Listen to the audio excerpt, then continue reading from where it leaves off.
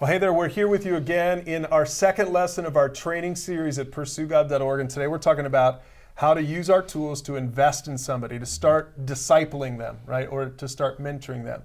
So let's put that image up there again. In the last lesson, we talked about the inviting phase, and now we're talking about this second one, investing. Let's start with this, and Ross, I'll throw this question at you. How would you describe Pursue God mentoring? How do you mentor? How do you disciple someone using the tools? What's our method? Okay, it's really easy. We call it the FLEX method. And that means you find a topic, it's an acronym. F. L stands for you learn about it, each one of you independently on your own. And the EX stands you explore it in a conversation together with them. Yeah, that's good.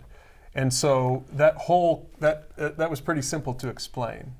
And so obviously if you're new to the resources, you're going to want to check out the resources, kind of surf the website a little bit, PursueGOD.org. Also check out flextalk.org, which is the website for people who aren't quite ready for a biblical worldview. So it's a great website for evangelism to bring into the community, into your schools. But that's the method. It's as simple as that, right? Right, so you start by finding a topic. We mentioned that. So that's again where you become aware of all the topics that are available in our library. And in a minute we're going to tell you about how to start. Right. But find a topic, share it, discuss it together. Okay, let me just start with this question then. Does it work for you? Kenzie, does it work for students? Yeah, absolutely. I think it's really helpful just because starting a mentoring relationship can be really daunting at times. So the FLEX method really gives a good structure, and it takes a lot of pressure off the mentor to carry the conversation because there are discussion questions. And it really helps you focus on the good heart of the conversation. Yeah, that's how it works for men too. I know for when we first started doing this, Ross, and some of the men that I mentor, it was finally like attainable for regular guys. Exactly. Because for guys, otherwise I think you run out of things to talk about, right? Pretty fast with guys. Yeah, I think so. And so for guys, it's great because there's so many topics in the library, and it really allows you to really invest in somebody in a meaningful way and have some trajectory to it. Right, and you don't have to be the expert. I think this is what sets a lot of people back from wanting to make disciples is that they feel like, I don't know enough, right? But you don't have to be the expert because the topic provides the input, and you just have to walk through it together. Right. Yeah, so that's a good point. I can actually disciple people on addiction and be somewhat useful even though I've never had an addiction. Right. Because the person in the video is articulating stuff that I'm just helping my mentee unpack. Right? Tracy, for women, does this method work? Absolutely. Because for women, we have sometimes the opposite problem where we can talk about forever and can bounce from topic to topic. So having the structure, for me, that's really kind of revolutionized my mentoring, is to feel like I go into a time with a woman and I know what we're talking about. Right. And so if other things come up, I can say, that is awesome. Let's find a topic next time for that. And today we know what we're talking about. We're both prepared for that conversation. And it kind of helps to get away from rabbit trailing all over the place. Yeah, and that brings up a good point. Typically, I actually send the topic out ahead of time. If we're going to meet on Tuesday, I'll send it out on Sunday and say, hey, let's talk about this. Right. So that they have a chance to learn about it on their own, watch that short video, do a little bit of prep. Not everyone does, but a lot of guys do. Well, and there is a psychology to this too that I think is good to bring up. The reason why the FLEX method is so great is for a lot of people, when you say you're going to meet with someone and you're not sure what you're going to talk about, you kind of lose momentum, and then it's kind of like, I can't make it today, and you start canceling, right? Because the pressure of the person that's supposed to be kind of initiating it doesn't know what to talk about. The person going into it's like, I don't know if I want to talk about. I don't know what I want to talk about. Right. And so it just kind of makes you feel like, so I'm not going to do it at all. Yeah. Right. So that's why it's important to pick the right topics, and we'll get to that here in a little bit. But first, let's talk about these three, what we call mentoring principles that we've learned really as we've used the tools. We've all mentored for years using these tools and the method. And the first principle is what we call the principle of discovery. Somebody explain that. Ross, why don't you take that? Well, discovery, we grasp the truth, apply it to our lives when we discover it for ourselves. That somebody doesn't cram it down our throat, or just, you can lay truth on people, and until they're discovering it for themselves, it's not going to be really life-changing for them. So this method allows people to discover truth in relationship for themselves. Yeah, and I think that takes pressure off the mentor. You're not a teacher. You're not a Bible expert. You're not a counselor either. You're not a counselor. Yeah. You're picking a topic and helping the other person or the other group of people discover that topic at their own pace, on their own, and you're helping them unpack it in the conversation. Right. So that discovery principle is important. That's why the tools are so good in parenting also. Oh, yeah. Because you can use them to help your kids, your teens discover truth and discover values, wrestle with it, and you don't have to feel like you're trying to be the expert, the Right. teacher cramming it down their throat. Right. Jesus used the discovery principle, right? How did Jesus use that? Well, he asked a lot of questions for his disciples, and he told parable stories that were designed to engage them in digging a little deeper. That's right. Yeah, so we see that all through the Gospels. We see Jesus asking questions and telling stories, and people, all of a sudden, people are getting it, and their eyes are being opened, right? Yeah. What's a truth that you've helped your girls discover in your student group? I think one of the coolest topics that we've covered is identity. Yeah. So sometimes it's kind of hard to know your identity, especially in the years of junior high. Right. And it's kind of hard to explain to someone who's in it and who hasn't been out of it and seen the other side of it yet. So I think using discovery is just so helpful because you can use the questions to kind of get at a point without them feeling like you're just another authority figure pushing it down their throat. Right. Yeah. Right. That's good.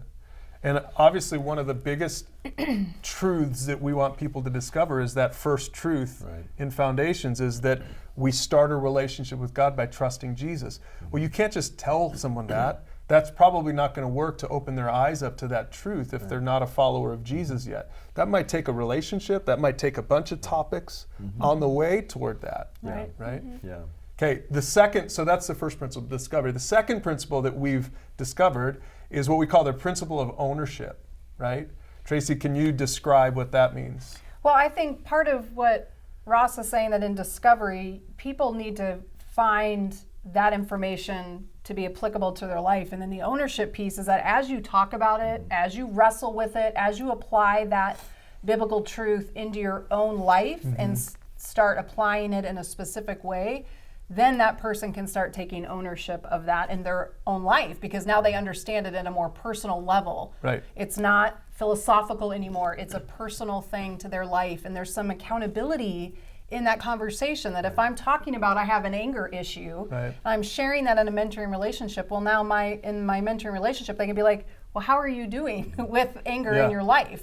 Follow up on that. Am I taking ownership of that, or am I just saying, I have anger issues, but I'm never going to change anything about it? Right. Yeah, and so really the ownership principle is all about helping someone pursue God, not making them pursue God. Right. As a disciple maker, you can help someone, you can't make anyone. Right. You have to own your part, and then they have to own their part. So your part as a mentor is to show up, is to help pick the right topic, be consistent, pray for that person, right? Yeah. But their part is to participate.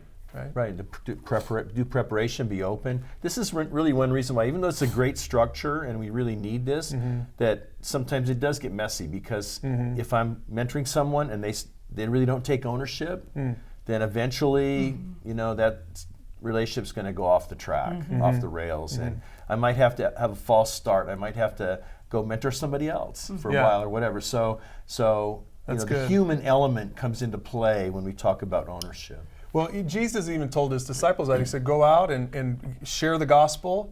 But if you're rejected, he didn't say stay there and cram the truth down their throat. Right. Don't leave until everyone there gets saved. He said, no, you need to go to the next town. Yeah. And sometimes in mentoring, I know it's hard. This has happened probably to all of us as we've been rejected in mentoring. Oh, sure. Yeah. Yes, we've been rejected. Yeah. Or you're frustrated because people seem to show a lot of promise and then they just kind of don't. Right. Yeah. And what I've learned doing this for several years now is don't give up on them. Maybe you're not going to meet actively for a few months or even a couple of years, but who knows, man? They might come back around. Absolutely. And circle back into your life, and now you can start investing. That's happened a couple times for me. Good point, yeah. So we've got discovery, we've got ownership, and there's more content on all of this in our library on our training page. But the third principle is called the principle of empowerment. Right? So Ross, what does empowerment mean? Well, ultimately, we want them to own this in their own life and grow to the point that they're empowered to go out and reproduce it in the life of somebody else. And Right. not just people who honor God, but people who actually go and become involved in making other disciples. Right. And so that, remember, we're not the experts. That's the end goal, is to produce that full circle follower of Jesus.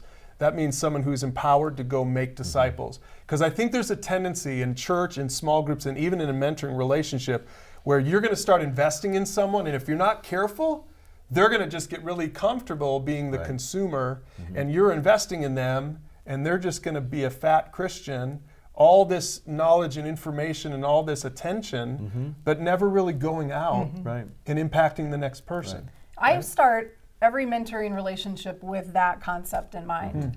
I am modeling something, we're going to be in this relationship, but I want you to know there's going to be a day where you're going to be the one empowered to go help the next person. Right. Right. Because I don't want people to have that understanding that it's just, I'm just going to take and take and take. Yeah. That they understand, like, you're eventually going to go and help the next person. That's good. Yeah.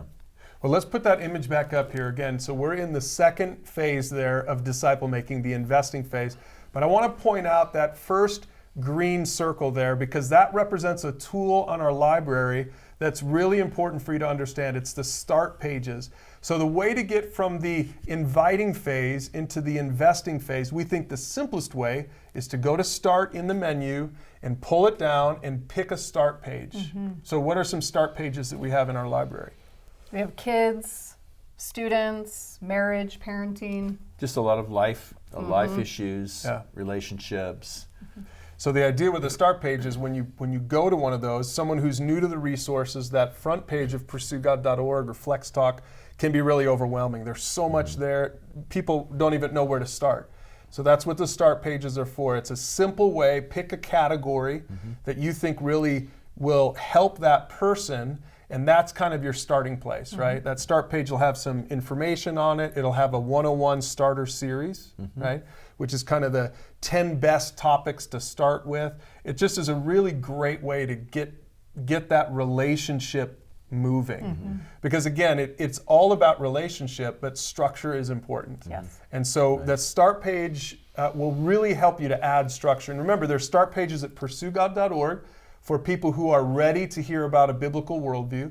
And then there's also start pages at FlexTalk.org for people who don't really want to hear about Jesus quite yet, but you still want to add value to their life. So check out either one of those start pages and learn to invest. So now use the questions down below this video to talk about this second phase of mentoring with your group or mentor, and we'll see you in the next lesson when we talk about that third phase.